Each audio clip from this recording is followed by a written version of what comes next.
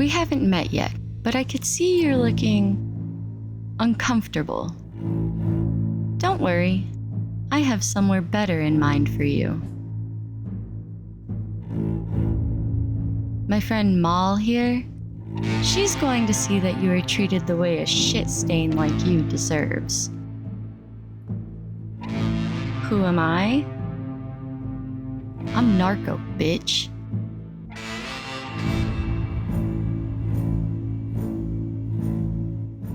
There was only one target left to burn this whole shit they call the United Cities to the ground. It all led to this moment. Vagabond was here for the Emperor, a man called Tengu. She'd wait outside the capital city of Heft until night came. With over 110,000 cats on her head, the stakes were too high if she were caught. When darkness fell, she ran right inside, the guards completely oblivious to her. There he was, sound asleep, making it way too easy for Vagabond. She cautiously, yet confidently, ran up the stairs and in one fell swoop, snatched him up out of bed. This was it. She had Tengu in her clutches now. But Tengu is the Emperor. He couldn't go the ways of the common nobles, to cannibals or skin bandits. Oh no, he needed something special, something poetic. She would take him south, into the Ashlands, to meet the exiled emperor, Cat-Lon. But the road to Cat-Lon was not an easy journey. Her first encounter was with a group of bounty hunters who wanted nothing more than to get the sweet reward for her imprisonment. She was able to easily outrun them, even though the light of day, as well as her encumbrance from carrying Tengu's heft, were hindering her ability to sneak to her fullest capacity. As she neared Hang and Trader's Edge, she could hear the battle cries emanating from inside. During the first uprising, many peasants and farmers lost their lives. Now, with the help of trained rebel swordsmen and anti-slaver ninjas, the few samurai that remained didn't stand a chance. Trader's Edge could now belong to free people. Whether Yoshinaga was alive and in hiding, or dead in the desert, no longer mattered. The citizens could finally survive in safety, no longer under the oppressive thumb of their leaders. Signs of Vagabond's triumphs were scattered all along her way to the Ashlands, as if she was taking Tengu on a tour of her destruction. The long pilgrimage to Cat-Lon's exile gave Vagabond far too much time to think about the journey that led to this moment. Everything had been leading up to this. Getting her ass handed to her in Squin, teaming up with the anti-slavers, accidentally starting a bandit fight club. Then, the darker chapters of her history. Kidnappings, uprisings, freeing Yabuta and Luquin from Tengu's vault, nobles escaping her prisons, causing her to make decisions any undisturbed human would never entertain, the death of a friend.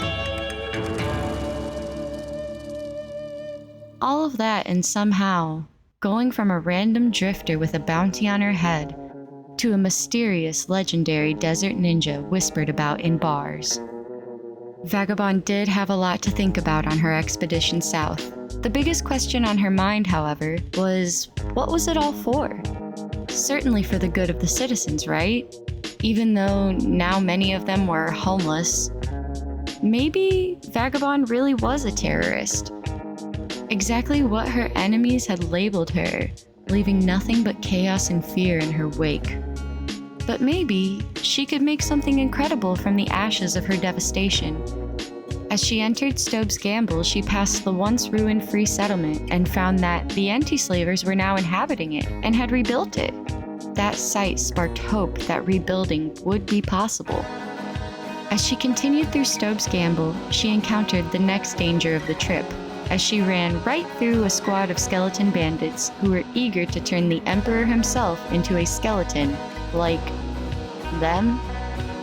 She ditched most of them, but couldn't lose this one straggler who ended up getting her a couple times real good in the chest. But she was determined to continue. The journey could not end at the hands of some racially confused hooligan. Worse yet, she'd run out of food and now the hunger was starting to become an issue. With each step, she'd get hungrier and therefore slower. Eventually, she made it to an abandoned UC outpost and dove inside and was finally in the clear and able to heal herself. She looked for any signs of food left over, but it was bone dry. So she pressed onward. The next peril was exposure to acid rain as she passed her old friends, the skin bandits, in sonorous dark.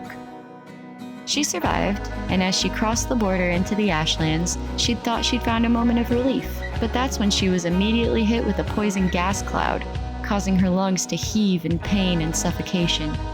She did not come all this way to be taken out by a fart. The threats were far from behind her. She was becoming seriously slowed down. The hunger, the elements, the encumbrance were all taking its toll on her, and now the effects were obvious. But she'd come this far. There was no going back.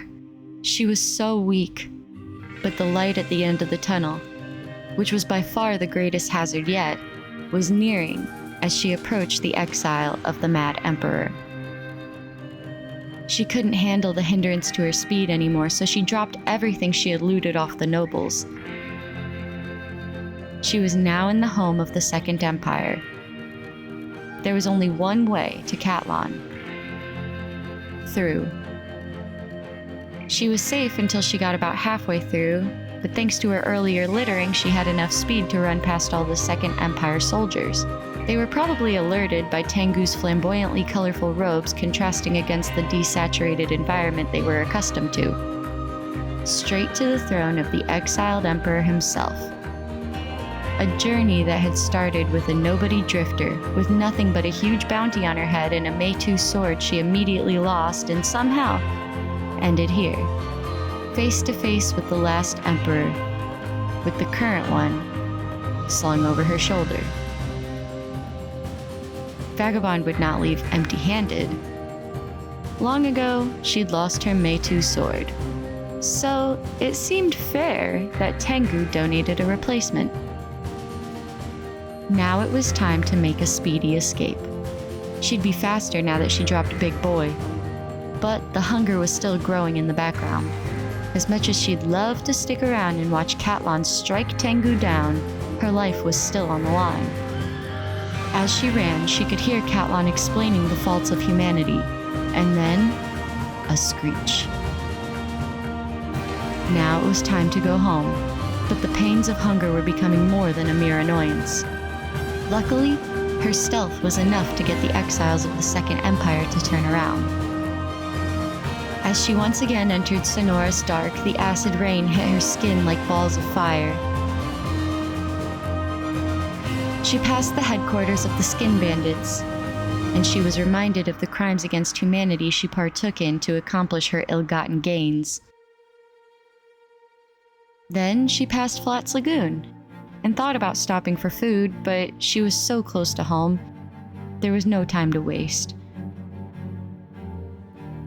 As she crossed through the bottom edge of Venge, she found anti-slaver allies patrolling. They recognized her immediately, wanted in on the action, and they could see she was reaching starvation, so they handed her ration packs. The world Vagabond had created was now bringing her the aid she needed. It was the last boost of hope she needed to return home. She finally made her long-awaited return, exhausted, but now her hunger was simply to finish what she started and help the world which helped her when she needed it.